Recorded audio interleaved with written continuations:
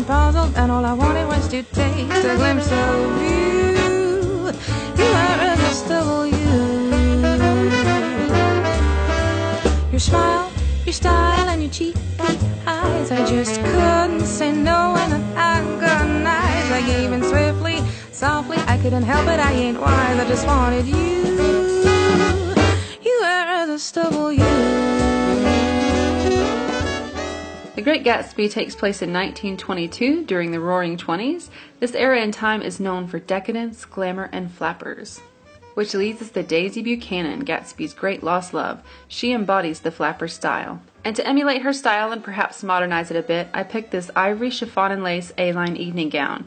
The flowing sleeves and layers of chiffon give it an airy feel, an almost carefree and effervescent style, much like Daisy herself.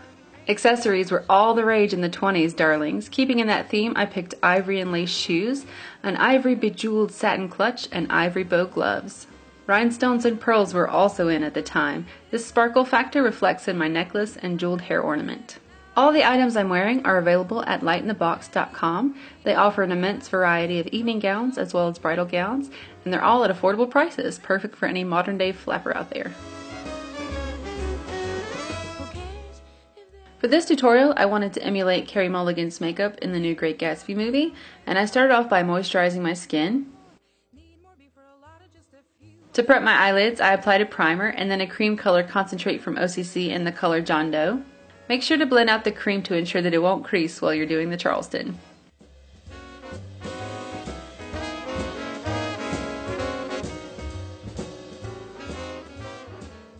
The makeup designer for the film, Maurizio Silvi, used mostly MAC eyeshadows.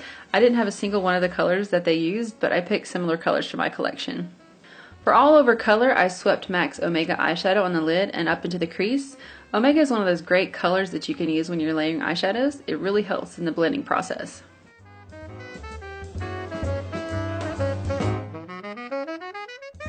The next layer is MAC's Copperplate eyeshadow. I concentrated this one in the outer crease of my eye. The shape that I'm going for is rather rounded, kind of a 20s rounded eye, so you want to keep that in mind when you're blending. The next color to add to the list is Makeup Forever's number 33, and this is a cooler tone gray eyeshadow. It's meant to mimic the color Scene, which is a color that they used in the movie, but I just placed this color on my outer lid and blended it up into the crease.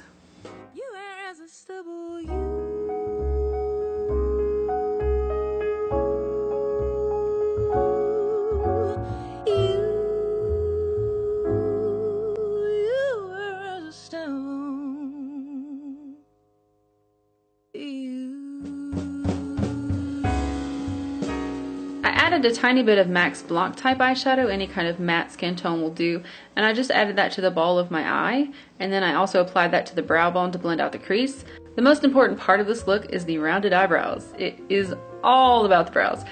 So I combed through mine and started sketching in the shape with a brow pencil. I usually start my brows with a pencil most of the time. I feel like pencil kind of fills in any of the empty patches better than an eyeshadow would. As you can see, I spent a long time on my brows, and I made sure to overextend the tail and really round out that brow. Make it as round as you could possibly make it, because that was the style then. After another brush through, I added some eyeshadow. In this case, I used Omega again. My brows are naturally pretty dark, so I camouflaged them a bit with lighter shades, and Omega works really, really well if you're blonde like Daisy. If MAC were around back in the 20s, I'm sure Daisy would be a fan. I think Daisy would also like Q-tips, I'd imagine. They work wonders to clean up those naughty brow lines. I also choose to run the OCC John Doe through my brows to mimic light blonde hairs. I just put a little on my finger and then coated the spoolie with cream and just kind of ran it through my hair. It was pretty effective. I mean, you can't really see it on the camera, but it really kind of picked up the light. Once the brows are done, it's time for highlight. I used MAC's Shroom eyeshadow to really make the brow bone pop.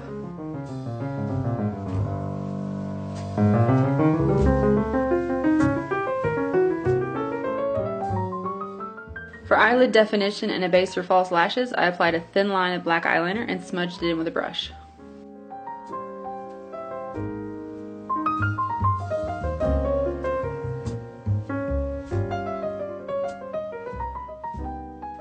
And now it's time for a curl, some mascara, and false lashes, of course.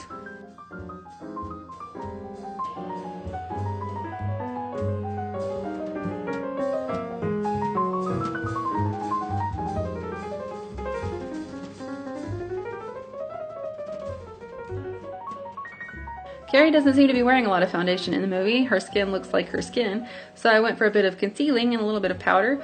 I just did some spot concealing in my trouble areas, mainly around my nose and my mouth, under the eye, all the blemishes on my face, and I really like using these pointy brushes. And this one is from Sedona Lace. It kind of mimics a finger in that aspect, as it can get into any area that you want it to. Hush now, don't explain.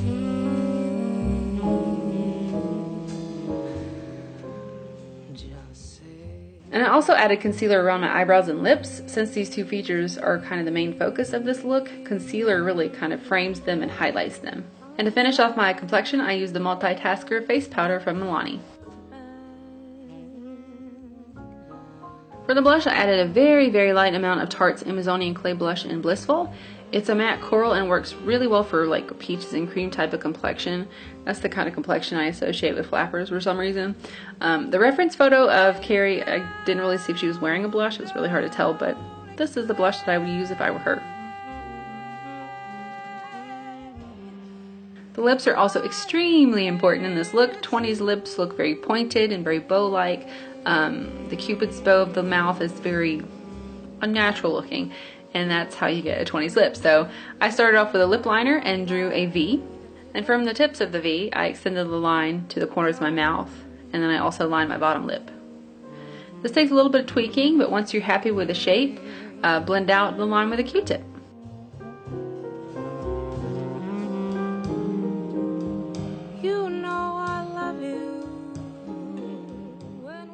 Next, I layered two lipsticks from Milani. I patted a little bit of Plum Rose all over the lip, and then I added a tiny amount of Sangria on top, and I made sure to blend these two colors together using a Q-tip, and it also helped to kind of remove any excess color. And now to finish off those lovely, attractive lips, I used the Lip Shine from Bite in the color Vintage, and it added the perfect amount of mauvey pink to the look. Don't forget your beauty mark.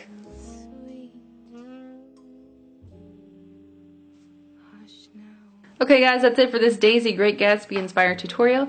Please let me know if you liked it in the comments below, if you liked the fashion and the makeup together. Do you like that? I don't know. Also give me a thumbs up if you enjoyed the video, and join me on Facebook and Twitter. We'll do the Charleston and be friends and drink gimlets and all that stuff. Otherwise, thank you guys so much for watching. Have a great day and take care. Bye. Thank you for subscribing. You're the bee's knees. Don't